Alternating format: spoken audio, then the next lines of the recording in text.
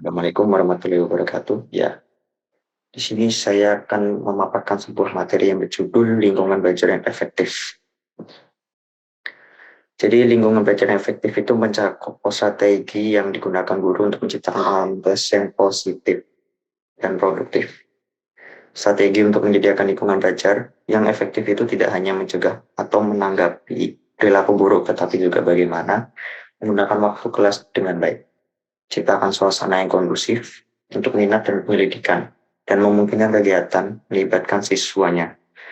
Jadi hal ini pernah saya rasakan waktu bersekolah di SMA 6 pada kelas 3. Kelas 3, gurunya ini melibatkan siswa melalui praktek memasak, dan juga lingkungannya itu bukan di kelas, melainkan di bawah pohon beringin. Kan di SMA 6 itu kan banyak pohon beringin.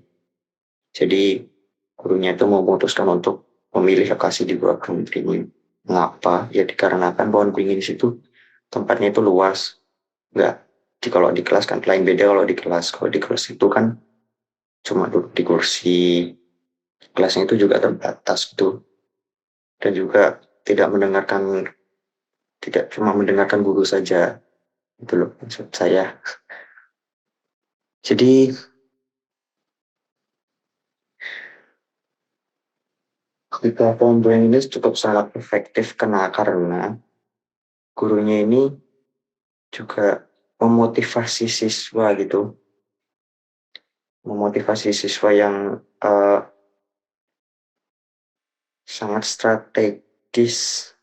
Mengapa? Dikarenakan gurunya ini dalam mengajar itu tidak hanya berfokus cuma membuat gimana caranya untuk membuat muridnya ini pintar, tidak menuju ke situ doang, tetapi berfokus, maksudnya eh, bagaimana caranya buat murid itu termotivasi dalam belajarnya gurunya ini, dan juga bagaimana agar siswa ini semangat dalam belajar sebuah pelajaran prakarya pada pelajaran saya di situ. Jadi kegiatan ini pada waktu dulu saya belajar itu sangat melibatkan banyak siswa di situ ya, banyak masak-masak gitu. Dan juga saya itu juga senang juga dalam pelajaran prakarya itu. Mengapa? Karena ya maksudnya cukup luas saja gitu lingkungannya itu, dan juga sangat efektif banget gitu. Nah, dan juga gurunya tuh juga seru, maksudnya bikin termotivasi terus itu. Jadi saya senang dulu waktu belajar prakarya ini. Oke. Dan juga ada dampak waktu terhadap belajar. Yang lebih penting daripada total atau pembelajaran penuh adalah bagaimana waktu digunakan dalam kelas. Jadi waktu untuk pembelajaran atau waktu untuk tugas, jumlah menit yang benar-benar dihabiskan untuk belajar adalah waktu yang paling sering ditemukan untuk berkontribusi pada pembelajaran. Dengan kata lain, aspek waktu yang paling penting adalah yang berada di bawah kendali langsung sebagai guru, organisasi dan penggunaan waktu di kelas. Jadi sebelum guru ini memasuki kelas, ada baiknya juga itu guru itu membagi seperti waktu untuk belajar jam berapa, dan juga waktu tugas pada jam berapa. Maksudnya itu waktunya itu nggak cuma 1 jam, satu dibagi cuma satu untuk belajar terus sampai habis gitu, tidak, tetapi melainkan ada pembagian waktu di mana siswa itu mengerjakan tugas dan juga istirahat sebentar kalau perlu. Itu pun kalau untuk perlu gitu. Dulu tuh kalau di pengalaman saya waktu di sekolah di SMA itu ada satu guru yang juga tidak mementingkan dampak waktu terhadap belajar. Jadi gurunya ini tuh berfokus pada belajar saja. Itu pun itu pun pada satu guru, dan juga ada juga guru yang lain yang memfokuskan tuh terhadap tugas. Jadi guru langsung masuk ini langsung mengerjakan tugas. Itu pun menjelaskan materinya itu sangat sedikit. Dan saya itu juga dulu belum paham gitu pelajaran apa gitu, yang pelajaran ini gimana caranya, cara menyelesaikan tugas itu bagaimana. Saya dulu tidak pernah paham. Jadi saya dulu tuh mengerjakan tugas tanpa memahami apa yang disampaikan oleh guru, ya dikarenakan itu dalam menyampaikan materi itu waktunya itu sangat sedikit, tapi kalau mengerjakan tugas itu banyak, kadang tuh juga sampai habis baru selesai pada kelas itu. Kemudian ada menggunakan waktu yang dialokasikan untuk instruksi, mencegah hilangnya waktu. Yang pertama itu, jadi memanfaatkan semua waktu kelas dengan baik bukanlah untuk memeras beberapa menit atau jam pengajaran setiap tahun daripada mengkomunikasikan pada siswa belajar. Mengapa ini penting? Jadi karena kan hal ini sepadan dengan waktu dan usaha mereka. Kemudian ada yang kedua ini, mencegah mulainya terlambat dan selesai lebih cepat. Jika siswa tahu bahwa guru itu tidak mulai tepat waktu atau datang tepat waktu, mereka mungkin tidak akan bersemangat untuk datang ke kelas tempat waktu. Maksudnya dia itu sudah berpikiran kayak siswanya ini sudah berpikiran seperti nanti gurunya ini mungkin terlambat juga, waktunya lambat juga, seperti itu. Sikap ini tuh membuat masa depan tepat waktu mulai semakin sulit. Jadi memang karena gurunya ini lambat juga dan juga siswanya juga lambat. Itu pun kalau gurunya sampai tepat waktu, tetapi siswanya datangnya terlambat. Dan kemudian ada yang ketiga, mempertahankan kecepatan instruksi.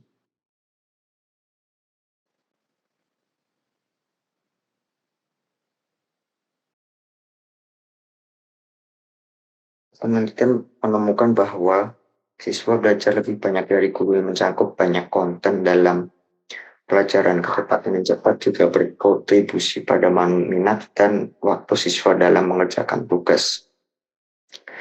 Jadi kalau bisa itu maksud dari yang nomor 3 ini tuh yang memperlambat dalam menyampaikan materi itu tidak boleh cepat-cepat gitu, yang saya pernah ceritakan itu pada mencegah hilangnya pengalaman saya yang tidak bisa mengerjakan tugas, maksudnya tidak paham mengerjakan tugas karena gurunya itu saking cepat dalam menyampaikan materi. Jadi saya itu tidak sempat menanyakan bagaimana caranya ini pelajaran ini bisa diselesaikan begitu. Jadi hal ini perlu diperhatikan juga kepada guru ya, terutama dalam menyampaikan materi itu tidak boleh tergesa-gesa gitu. Maksudnya tergesa-gesa, dan juga kalau misalnya itu pun untuk mengerjakan tugas itu harus ada waktunya juga. Maksudnya setelah siswa itu paham apa yang telah disampaikan oleh guru ini, maka langsung dikasih tugas. Tetapi kalau misalnya masih ada belum paham, maka dijelaskan lagi secara mendetail sedikit-sedikit. Dan tugasnya itu bisa belakangan kalau masalah tugas itu ya. Yang penting siswanya itu paham dulu. Percuma kalau misalnya siswa itu tidak paham dalam pelajaran itu, tetapi langsung dikasih tugas, ya otomatis siswa tersebut nggak bakalan bisa menyelesaikannya. Ya mungkin sebagai contoh mungkin ya bisa selesai tapi mungkin mencontek dari temannya gitu. Dan kemudian meminimalkan waktu yang digunakan untuk disiplin. Bila memungkinkan, tindak disiplin tidak boleh mengganggu alur pelajaran. Tidak boleh mengganggu pelajaran. Tatapan tajam dan diam-diam bergerak mendekati siswa yang melanggar atau isyarat tangan seperti menempelkan jari ke bibir untuk mengingatkan siswa agar diam, maksudnya itu seperti ini, tidak boleh. Biasanya itu efektif untuk jenis masalah perilaku kecil yang terus-menerus Anda tangani, dan ini sinyal mungkin belajar untuk melanjutkan tanpa gangguan. Maksud saya bukan tidak boleh ya, boleh, tetapi sebisa mungkin jangan terus melakukan sikap seperti ini terus, yang mungkin bisa mengukur siswa tersebut untuk diam gitu.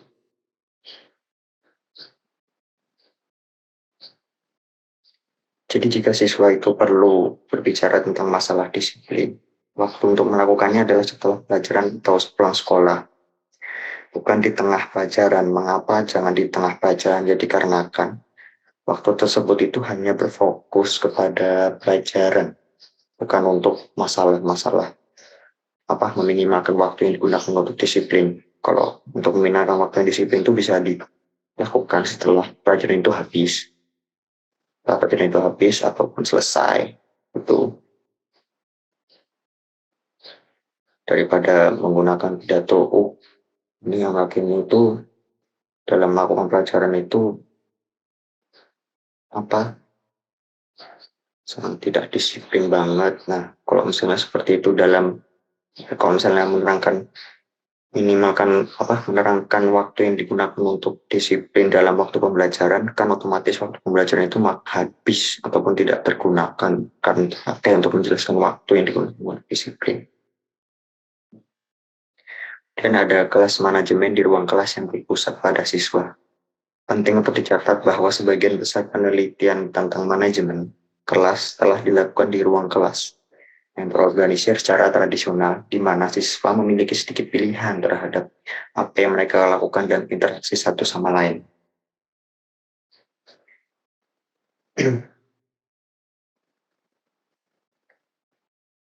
Oke, jadi di mana ini siswa itu memiliki sedikit pilihan itu di ruang kelas yang lebih berpusat kepada siswa. Anak-anak itu cenderung menghabiskan banyak waktu mereka bekerja dengan satu sama lain, maksudnya melakukan proyek terbuka, menulis, dan bereksperimen.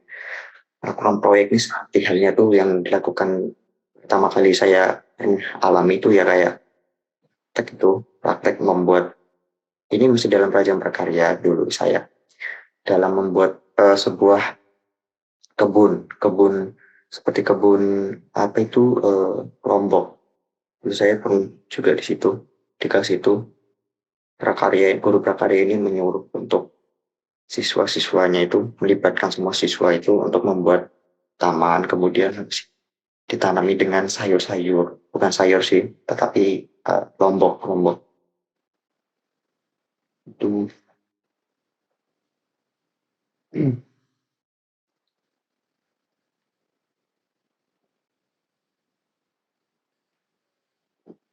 Kemudian praktek apa yang sangat pas untuk pengelolaan terhadap kelas? Memulai dengan tahun yang benar.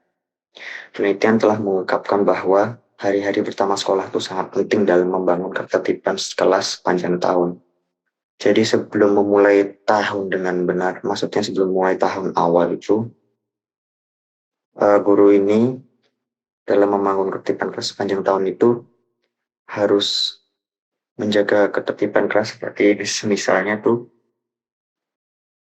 membagi waktu piket kepada siswa-siswanya agar di kelas itu tetap tertib dan juga membatasi terlambat ya, dalam waktu memasuki kelas. Misalnya jam 7 sudah harus masuk. Nah, jam 7 sudah harus masuk, paling terlambat itu minimal sekitar 15 menit dari jam 7. Dan kemudian ada menerapkan aturan kelas. Salah satu tugas terkait manajemen pertama di awal tahun adalah menetapkan aturan kelas, tiga prinsip mengatur proses ini. Di menerapkan aturan kelas ini, seperti halnya yang tadi yang saya sebutkan itu, ketika memasuki kelas itu ada aturannya.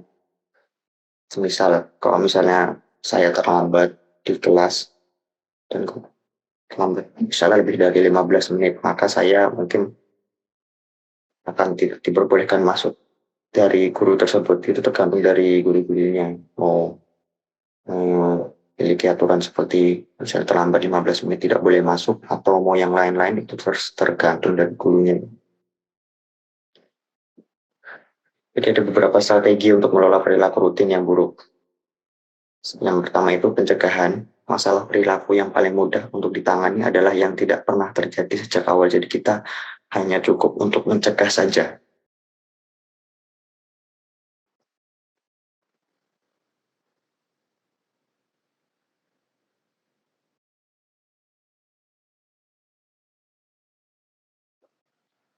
Dan kemudian yang kedua itu ada isyarat nonverbal. Anda dapat menghilangkan banyak perilaku kelas rutin ini tanpa merusak momentum pelajaran dengan menggunakan isyarat nonverbal sederhana. Dan kemudian tuh ada nomor 3, memuji siswa lain. Seringkali mungkin untuk membuat satu siswa berlaku dengan memuji siswa lain karena berlaku tepat atau baik. Kemudian ada 4, mengingat lisan. Jika isyarat nonverbal itu tidak cukup untuk atau tidak efektif dalam mengingatkan siswa tersebut, maka pengingat verbal ini sangat sederhana dan dapat membantu membawa siswa itu kembali ke barisan. Maksud dari barisan itu kembali ke awal ke awal untuk mengingatkan itu. Jadi yang pertama ini pencegahan ini maksudnya gimana? Jadi kita hanya perlu mencegah. Jadi guru itu dapat mencegah masalah perilaku dengan menyajikan pelajaran yang sangat menarik dan hidup. Tentu saja jika pelajarannya itu tidak menarik dan hidup, maka otomatis kan siswa ini otomatis akan merasa bosan dan juga merasa tidak nyaman gitu. Yang pikirannya mereka itu hanya kayak kapan pulang ini lah, bosan betul nih pelajaran kayak gini nih, malesnya maksudnya begitu maksud saya. Dan kemudian juga membuat siswa itu sibuk terhadap tugas-tugas. Kalau bisa itu disarankan itu tugasnya itu tidak terlalu membosankan ya. Kayak semisal itu tugasnya itu mungkin bisa melalui praktek ya, praktek yang membuat siswa itu termotivasi gitu, senang terhadap pelajaran tersebut gitu. Dan juga membuat aturan dan prosedur yang jelas, membuat dan menggunakan teknik lain yang efektif. Sebagai contoh seperti kelas Miss Cavaldo adalah contoh yang bagus untuk ini. Jadi murid-muridnya itu jarang berperilaku buruk karena mereka tertarik dan terlibat, menciptakan semangat di seluruh sekolah yang ramah, mengundang dan nyaman, juga mengurangi motivasi untuk berperilaku tidak baik. Jadi pelajaran itu tidak cuma satu-satu plan gitu, enggak plan, tetapi ada variasinya gitu dalam isinya pelajaran itu seperti itu. Dan juga melalui pendekatan juga menampilkan humor, jadi agar siswa itu tidak bosan dan juga melainkan bahagia juga gitu. Dan juga antusias dalam menyampaikan pelajaran itu. Dan melambangkan pembelajaran yang kooperatif atau pembelajaran yang berbasis proyek. Jadi agar tidak siswa ini kelelahan, itu dapat juga memberi waktu istirahat pendek atau aktivitas seperti peregangan begitu, agar siswanya ini tidak terasa capek gitu kan, tidak overloaded terhadap pelajaran tersebut. Dan juga diminta pelajaran yang ketika di pagi hari, dan di mana semisal di pelajaran ini di pagi hari, maka pencegahan itu harus juga dilakukan agar siswa juga semakin segar, maksudnya segar nih, agar tidak bosan gitu, agar siang nanti itu tidak merasa ngebom banget gitu. Dan kemudian syarat nonverbal ini bagaimana juga? Maksudnya itu melalui kontak mata dengan siswa yang berperilaku buruk. Mungkin cukup untuk menghentikan perilaku buruknya. Misalnya itu jika siswa ini saya dan teman saya tuh lagi berisik, lagi ngobrol. Nah, guru ini dapat juga memperhatikan salah satu atau saya atau saya dan teman saya itu dapat diperhatikan seperti misalnya melirik matanya seperti ini. Ya maksudnya jangan terlalu tajam juga meliriknya. Jadi agar siswa tersebut itu tidak menganggapnya seperti ilfil gitu. Dan kemudian mendekati siswa yang nakal. Nah biasanya ini mengingatkan siswa ini juga untuk memperbaiki diri. Jika teknik ini gagal, maka yang harus dilakukan dengan teknik lain. Semisalnya itu tangan ringan di bahu siswa, memungkinkan dan efektif. Maksudnya itu seperti untuk siswa tersebut ini seperti ini. Seperti semisalnya seperti ini. Nah, begitu. Dan juga harus berhati-hati juga terhadap siswa yang sensitif jika ditepuk bahunya itu. Mungkin ada sebagian siswa yang tidak suka saat ditepuk bahunya. Jadi Jadi maksud dari semua strategi nonverbal ini dengan jelas menyampaikan pesan yang sama seperti saya melihat apa yang Anda lakukan dan tidak menyukainya. Silahkan kembali bekerja, maksudnya silahkan kembali belajar. Keuntungan mengomunikasikan pesan ini secara nonverbal adalah pelajaran tidak perlu disela. Jadi dalam menyampaikan pelajaran itu tidak perlu disela dulu, maksudnya tidak berhenti dulu pelajarannya, tapi masih berlanjut pelajarannya dan menggunakan secara nonverbal ini untuk secara efektif itu tidak memangkas waktu belajar seperti itu. Kemudian ada yang nomor 3 yaitu memuji siswa lain. Jadi pujian ini dapat menjadi motivasi kuat bagi banyak siswa. Salah satu perilaku untuk mengurangi perilaku buruk di kelas adalah memastikan untuk memuji siswa atau perilaku yang tidak sesuai dengan perilaku buruk yang ingin dikurangi. Artinya itu menangkap siswa dalam tindakan melakukan yang benar. Misal jika siswa sering keluar dari tempat duduknya tanpa izin gurunya ini, ataupun juga semisal mau ke toilet tapi tidak izin gurunya, maka pujilah mereka pada saat mereka langsung bekerja dan tetap fokus, karena hal itu dapat menyebabkan bahwa sepertinya guru ini memperhatikan saya, dan otomatis membuat siswa itu sadar gitu. Kemudian ada pengingat lisan. Jika isyarat nonverbal ini kalau tidak efektif dalam menegur siswa, maka pengingat harus pengingat harus menyatakan apa yang seharusnya dilakukan siswa daripada memikirkan apa yang mereka lakukan itu salah. Semisal saya berikan contoh seperti, John ini tolong kerjakan pekerjaanmu sendiri. John, tolong kerjakan pekerjaanmu itu sendiri. Jangan mengandalkan orang lain gitu. Daripada John berhenti nyalin dari kertas Alfredo. Ya seperti saya tadi sebutkan, jangan mengandalkan orang lain gitu. So, jangan mencontek pekerjaannya orang lain, tetapi harus kerjakan secara mandiri gitu. Menyatakan dengan secara positif mengkomunikasikan harapan yang lebih positif untuk perilaku masa depan daripada membuat kenyataan yang negatif. Ya, seperti kamu tuh selalu mengerjakan tugas sampai jadi nanti kamu tuh bakalan bodoh. Nah, tidak boleh seperti itu. Karena kan meskipun siswa tersebut tidak dapat ditoleransi, jadi siswa itu sendiri selalu diterima. Jadi selalu diterima di kelas gitu. Maksud dalam misalnya dia itu belajar dan belajarannya dia itu terlalu negatif, misalnya seperti nyontek gitu, kita tetap terima aja, tetapi kita juga tetap mengingatkan kepada siswa tersebut agar untuk tidak mengerjakannya tuh mencontek terus gitu, nah maksudnya menyalin pekerjaan temannya itu.